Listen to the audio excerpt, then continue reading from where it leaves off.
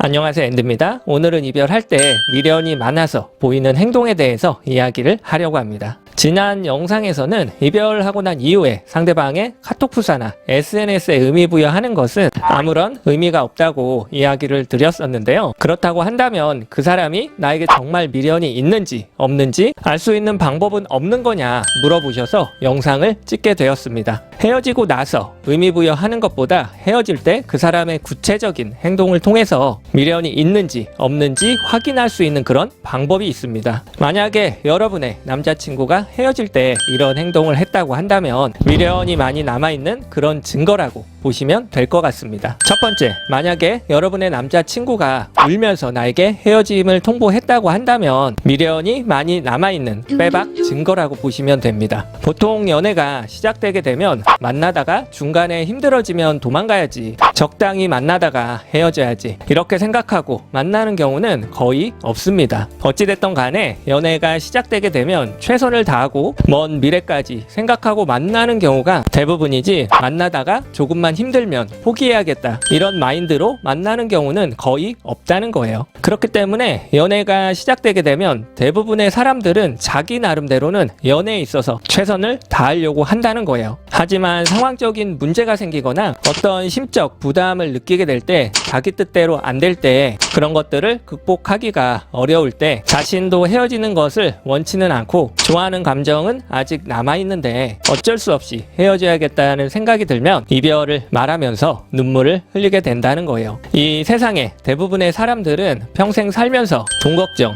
미래 걱정, 싫어도 뭔가를 해야 되고 미래를 위해서 자신의 삶을 투자해야 되는 그런 상황에 놓여 있다는 거예요. 여자친구가 생겼다고 이효리, 이상순 커플처럼 제주도에 내려가서 민박집 하나 짓고 돈 걱정, 미래 걱정 없이 살 수 있는 사람은 거의 없어요. 자신의 인생사에 있어서 지치거나 상황이 여유치 않을 때, 자신의 미래가 보이지 않을 때, 누군가를 책임지는 것이 힘들 것 같을 때, 여자친구와 헤어지기 싫지만 심신이 지쳐서 쉬고 싶을 때 울면서 이별을 말하는 경우들이 많이 있다는 거예요. 예를 들어 시험이나 취업, 진급, 발령, 이직 문제, 직장이 만족스럽지 않고 스트레스가 많고 일이 많다거나 남들보다 뒤처졌을 때, 사업이 잘 안 된다거나 바쁘다거나, 집안 문제, 부모님의 반대, 현실적인 결혼 준비가 안 됐다거나, 가족에 대한 책임감, 절망적일 때, 억울할 때 눈물을 흘린다는 거예요. 그래서 실제로 상담을 해보면 헤어질 때 남자가 눈물을 흘렸다는 거예요. 눈물을 흘렸다고 한다면 저는 알죠. 왜냐하면 대부분 눈물을 흘리는 경우에는 그 남자의 인생사에 있어서 어떤 문제들이 최소한 한두 개 정도는 있다는 거예요. 그런 문제들 때문에 심적 부담을 크게 느껴서 연애에 신경 쓰기가 어렵고 어쩔 수 없이 헤어져야겠다는 판단이 들 때, 그때 눈물을 흘리게 된다는 거예요. 물론 이별을 말할 때 우리는 자주 싸우고 안 맞는 것 같다,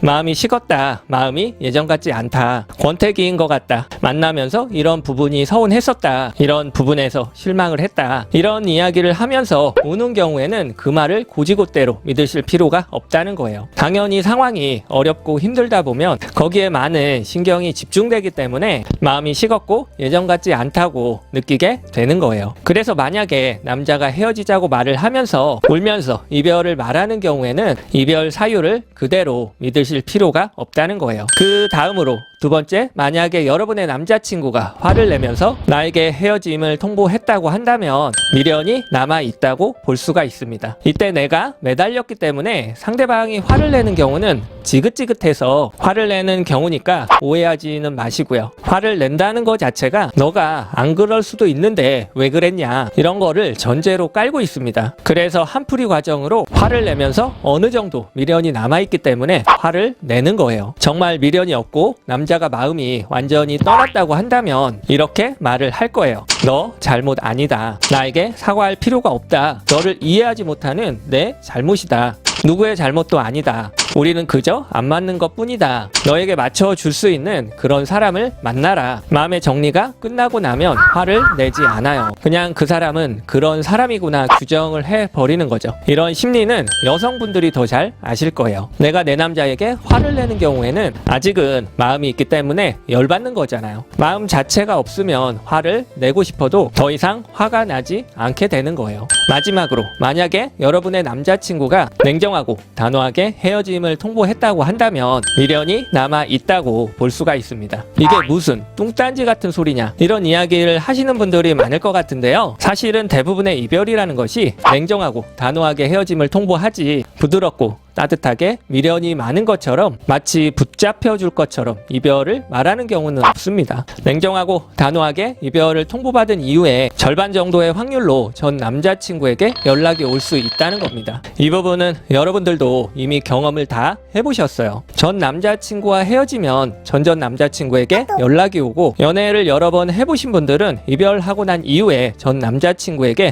연락이 왔었잖아요. 냉정하고 단호하게 이별을 통보했다고 하더라도 사실은 그 사람의 진짜 속마음은 알 수가 없는 거예요. 정말 아니라고 생각을 해서 이별을 말하는 경우도 있겠지만, 일정 시간이 지나가면 사람의 마음이 바뀌는 경우도 많고, 이별을 말할 때는 서로 미련이 많아서 누군가 한 사람은 냉정하고 단호하게 이별을 말해야 되는 경우가 있을 수가 있고요. 만나서 이야기를 해봤지만 도저히 입이 떨어지지 않아서 카톡으로 냉정하게 이별을 통보하는 경우도 있고, 단순하게 냉정하고 단호하다는 이유만으로 그 사람의 진짜 속마음은 알 수가 없다는 거예요. 그렇기 때문에 상대방이 울면서 이별을 말했다거나 화를 내면서 이별을 통보했다거나 냉정하고 단호하게 이별을 말했다고 하더라도 결국에는 그 사람과 다시 만날 수 있을지는 일정 시간이 지나봐야 알 수 있는 것은 전부 동일하다는 겁니다. 울면서 화를 내면서 냉정하게 이별을 말했다고 한다면 다시 만날 때는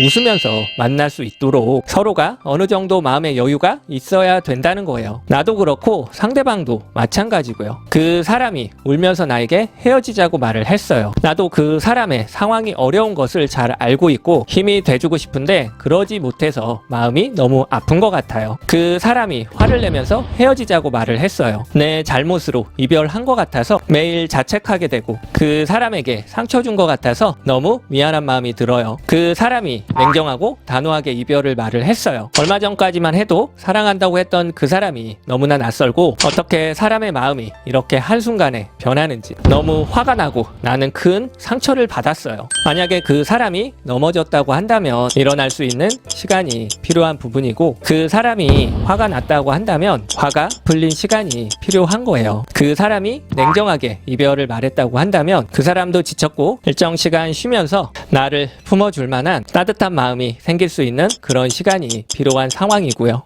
나도 마찬가지로 그 사람에게 받은 상처가 어느 정도 치유되고 누군가를 품어줄 그런 마음과 홀로 설 수 있는 그런 용기가 필요한 시기라는 겁니다. 그렇게 서로가 일정 시간을 갖고 각자의 삶의 자리에서 충분한 시간을 가진 이후에 만나야 서로가 웃으면서 만날 수가 있다는 겁니다. 그렇기 때문에 오늘도 마음이 아프고 어렵겠지만 조금만 힘을 내시고 잘 지내려고 노력들을 한 번씩 해보세요. 이제는 추운 겨울도 어느 정도 끝이 보이고 따뜻한 3월이 다가오는데요. 봄이 오기 전에 나만의 버킷리스트를 한번 만들어 보셔서 하나씩 도전하면서 내가 나와의 그런 추억들을 하나 둘씩 만들어 보세요. 그렇게 내가 나로서 잘 지내다 보면 더 좋은 인연, 더 좋은 만남이 반드시 기다리고 있다는 것을 믿으셨으면 좋겠습니다. 오늘도 좋은 생각거리가 되었기를 바랍니다. 다음에 더 괜찮은 영상으로 찾아뵐게요. 영상이 마음에 드셨다면 구독, 좋아요 눌러주세요. 이상으로 앤디였습니다.